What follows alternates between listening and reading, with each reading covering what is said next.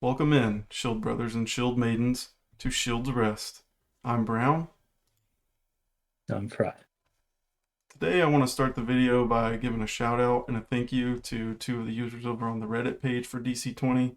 After posting our first video to this series, they gave some genuine feedback, which we truly appreciated. Hopefully, if they are watching this, they can see that we are trying to implement that feedback. This was regarding the DC20 playtest rules being a little difficult to read, and they suggested a bigger screen, and also some of the background noises from like the keyboard and the mouse. Hopefully, we've been able to address that holistically.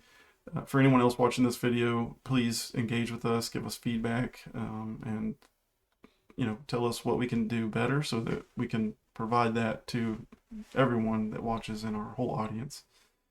So without any more opening comments, we'll start by taking this video and looking at the Masteries side of DC20, and I'll let Fry jump in here with that. Yeah, so the mastery mechanics, it represents competency for your character. Having a mastery for a check allows you to apply a mastery bonus. Lacking that mastery in a check will provide a penalty to you. And that could just be, not having the bonus, or it could even be that you can't perform the task that you're trying to do at all.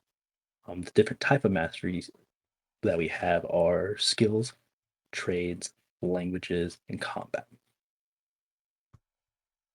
And we'll start by taking a look at some of the skills here. So if you see the chart here on the screen on the right hand side, this is kind of a breakdown based on mastery level, which is relative to your character level.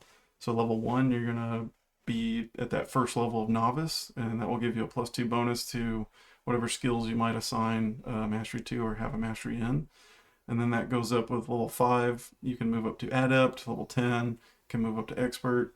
So everything is going by fives, right? So grandmaster, level 20, that type of situation. And with that, the mastery bonus goes up respectively.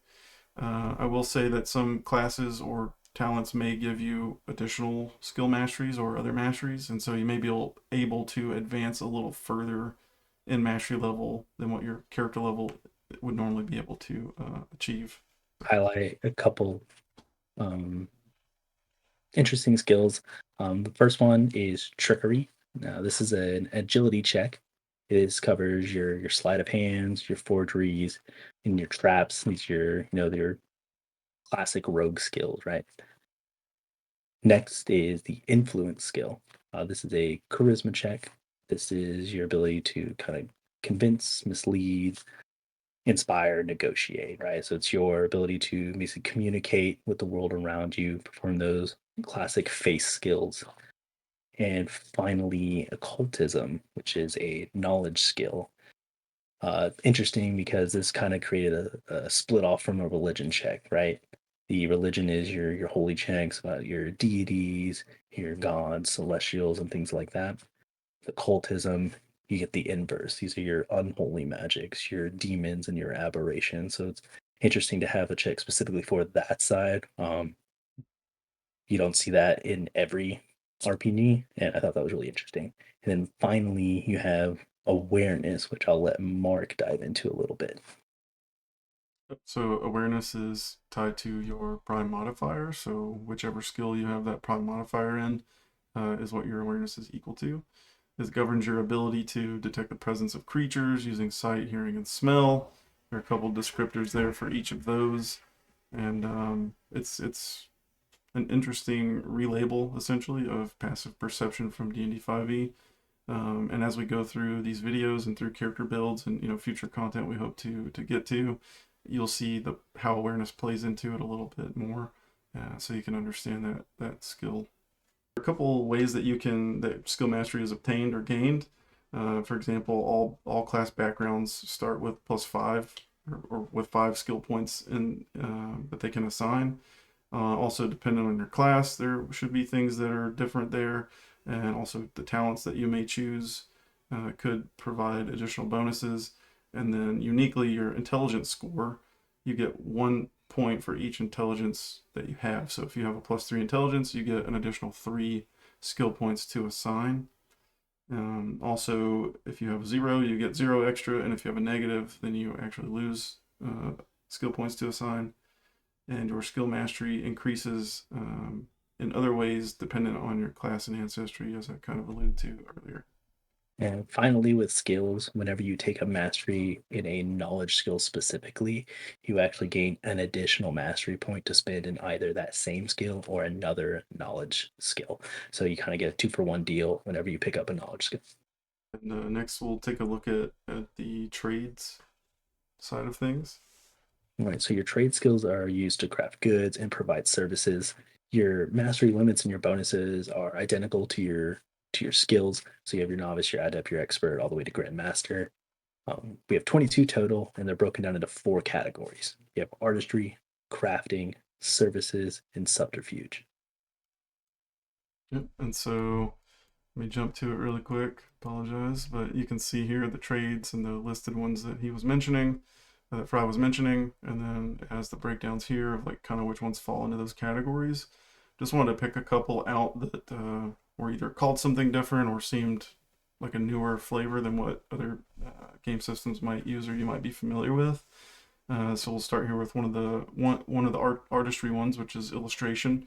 So it does use calligrapher's supplies, which is something you may be familiar with. These are the things it covers. And we have theater, which is here. I thought that was interesting.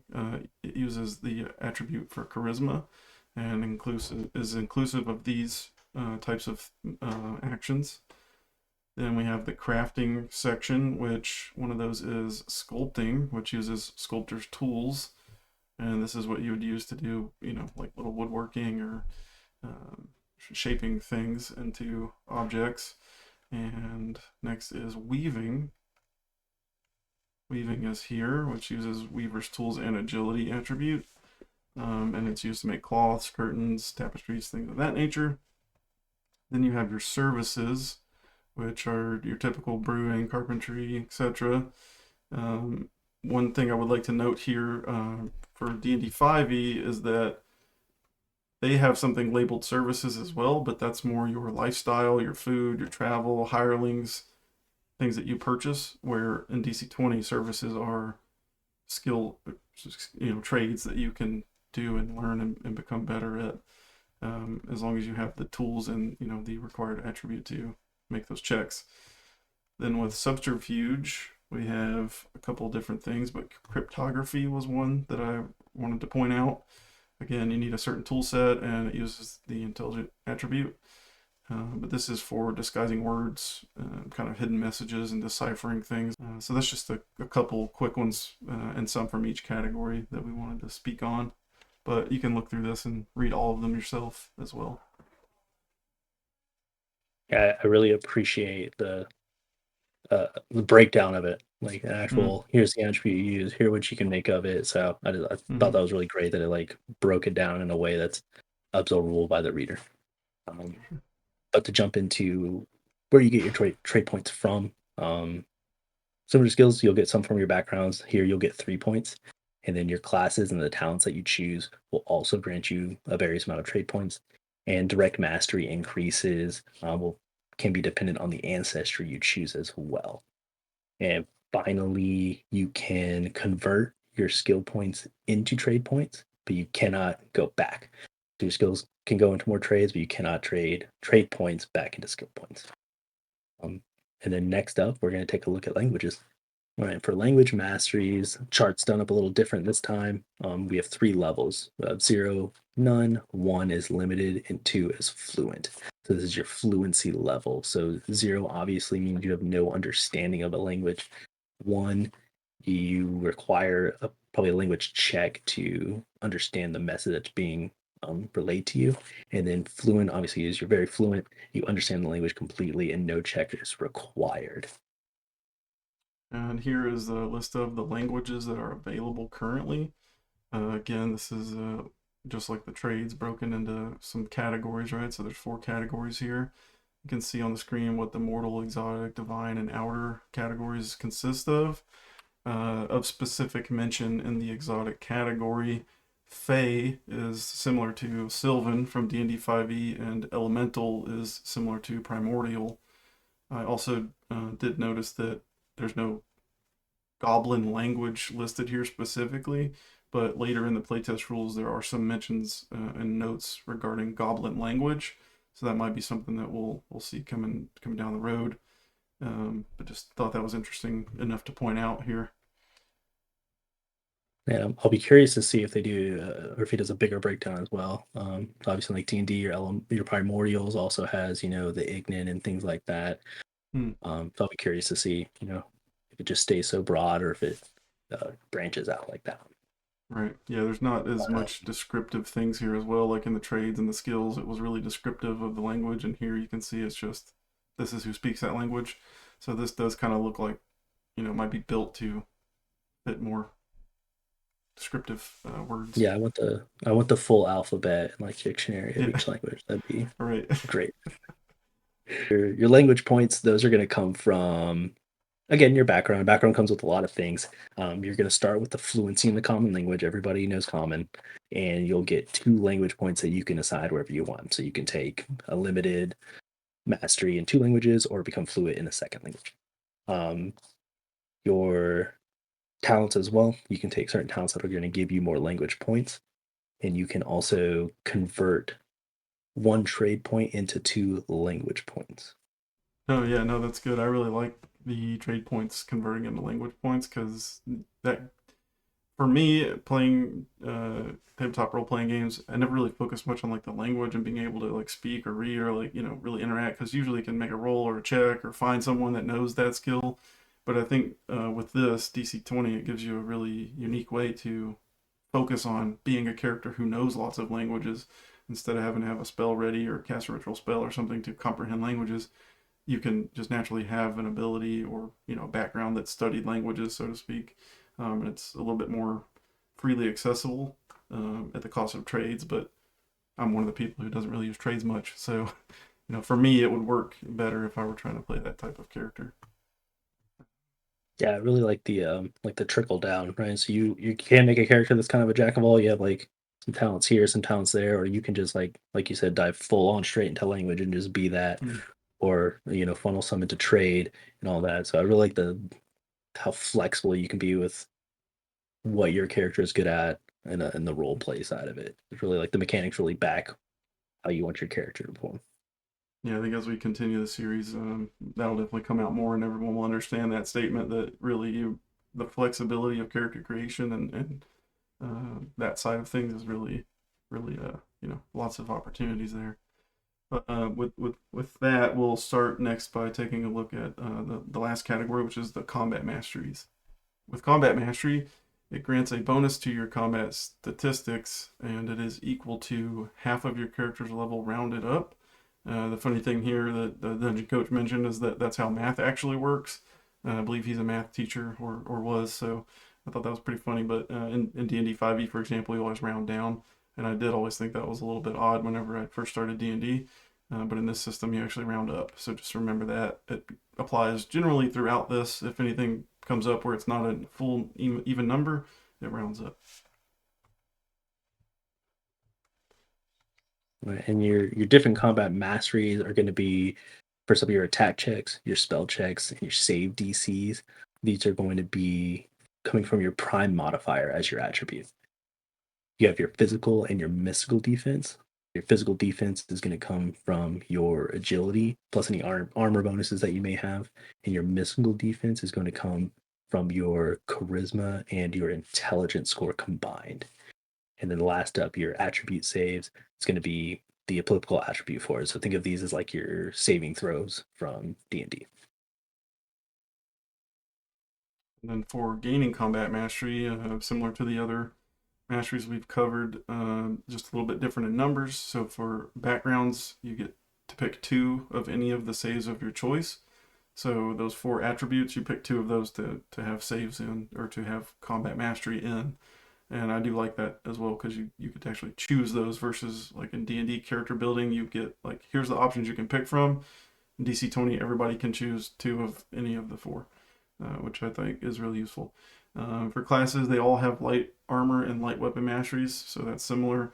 And then ancestry and talents are dependent, and they also grow as you level up. So basically, every odd level, level 1, level 3, level 5, level 7, level 9, you would gain that rounded up proficiency would kick in at those levels, and you would basically get that bonus in advance of that. And lacking a combat mastery depends on what it is. So for your spell casting, your weapons, and your saves, if you lack a combat mastery in those things, you just can't add the bonus to that check. If you lack mastery in shields and you're equipping one, you'll have disadvantage on all your attacks and your spell checks. Finally, if you're wearing armor that you lack a mastery in, you're gonna lose out on 2 of your action points, and you only have 4. So it basically Yeah, just cuts your economy right in half. yeah, Crazy. that is crazy. I think with the armor, you definitely that's got to be like a very unique situation where you would want to do that unless you're just playing a joke character or something. But Yeah, but I like it because especially things like D&D, like sometimes people will just throw on the armor and be like, "Oh, I'll just eat the movement speed." Where this, it's right, like, no, you put the armor on, and you might be able to move, or you can do an mm, action, or you can do X, Y, Z, and I think it really penalizes the people who are like wearing it just to wear it. So I like that. yeah, that is true. Yeah, D&D was just like, oh, disadvantage on sneaking or whatever. But in here, it's definitely much more critical. It's like if you put that on, you're not supposed to. Half your characters, half your capabilities gone. Yeah, Closing comments. Again, we appreciate everybody watching. We hope that you're enjoying these videos. And again, please give your feedback. That's how we're going to be able to adapt and grow and get better at what we're trying to do. But please, links below, right? Same as before.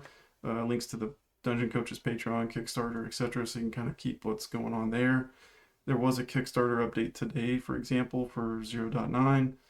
Still no official release date, but just some notes on there about how it's going really well, and they were able to do a lot in October. But you should be able to go and view those yourself and just stay in the loop on DC20 in general. But please come back and continue to watch us as well.